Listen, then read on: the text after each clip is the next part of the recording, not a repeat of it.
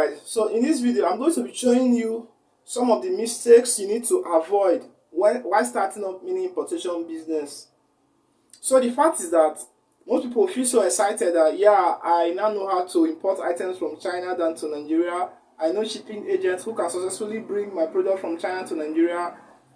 I sell and make my money. But the truth is, there are lots of mistakes you need to avoid. Yeah, because this involves your money. This is a business you're actually starting up. And the essence of starting up this business is to make profit for yourself, not the other way around of losing your money as a result of some common mistake we make as beginners. These are some mistakes I've actually made when I started up. So I don't want to be so wicked to hide these mistakes away from you. So if you're actually passionate about not losing your money to this business, I recommend you sit your ass down and watch this video to the very end. And also, if you are seeing this channel for the very first time, please do well to hit on that subscription button, hit on the notification bell to always get notified when we upload new content like this on this channel.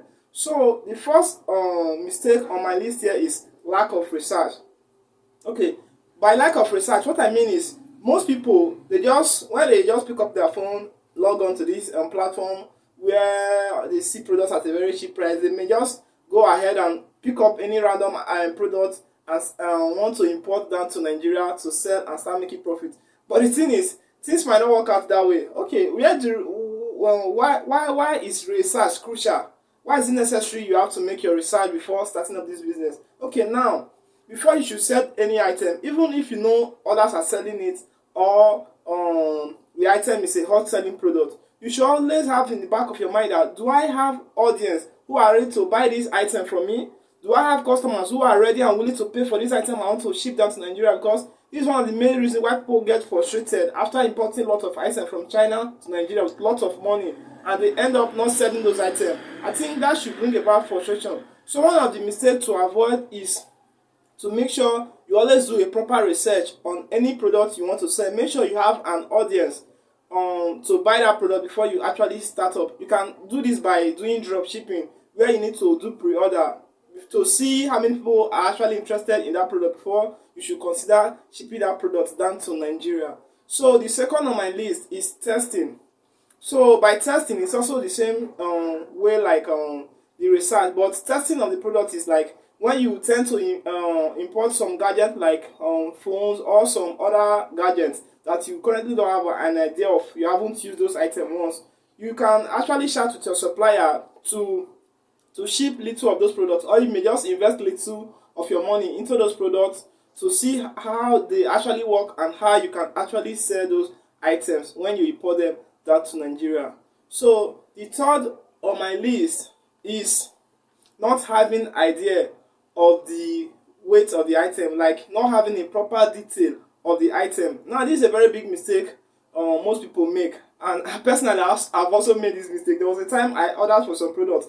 Actually, the product was sold for 500 naira there in China, but here the product is being sold for 3,000 naira. So I was so happy that, man, I've saw a new product that I can actually import to Nigeria and sell and start making up to like 2,500 naira. So, but the mistake was that after importing this product from China, when it got to my shipping agent, when they gave me the cost of the shipping, man, what I bought for 40,000, the shipping fee amounted to be 70,000. So that was a mistake I encountered when I actually started off. So to avoid this mistake, you have to make sure whatever product you are buying, you need to chat with your supplier and ask carefully the weight of the item. So you also calculate your weight before shipping to Nigeria, and then you need to ask yourself, like, this item I'm about to ship down to Nigeria, if after including the shipping fee and all the expenses, will I still make profit from selling this item here in Nigeria? So that's a question to consider on this part also. So the next mistake to avoid is not providing correct details. Like, this is a very subtle mistake that we should not trivialize at all, because in this case, maybe if you are buying from a supplier, like you are not procuring the item, you are buying from a supplier and the supplier sends to your shipping address. So what you need to do here is you need to provide your correct details to the supplier for him or her to write on the body of the product you actually wish to purchase. I hope you get the point. Like, Maybe you place an order on Alibaba or 1688. Before placing the order yourself, you need to chat to the supplier to write your details correctly, like your name, your phone number, and your country on the item before shipping out to your shipping agent. The reason is because when your item gets to your shipping agent, you know there are many items, they do receive lots of items. So for it not to avoid losing your item or misplacement of your item, it's very necessary that you include your name and your phone number and other details on the item before they ship it down to your shipping agent. So this is also a mistake you should avoid. Always make sure you send the correct details to your supplier before they ship out to your shipping agent.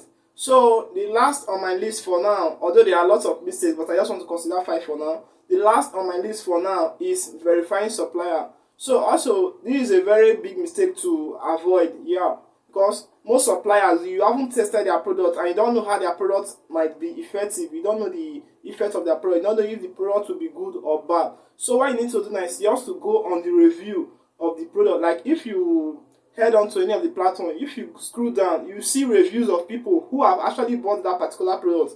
Now you can verify the supplier by using those reviews. You understand the point?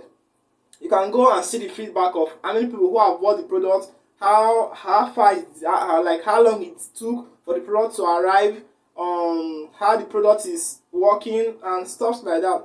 So these are mistakes you should consider avoiding before starting mini importation, in order for you not to lose your money. So if you still have any other mistake, anything you are not actually clear with mini importation, just leave it down below on the comment section.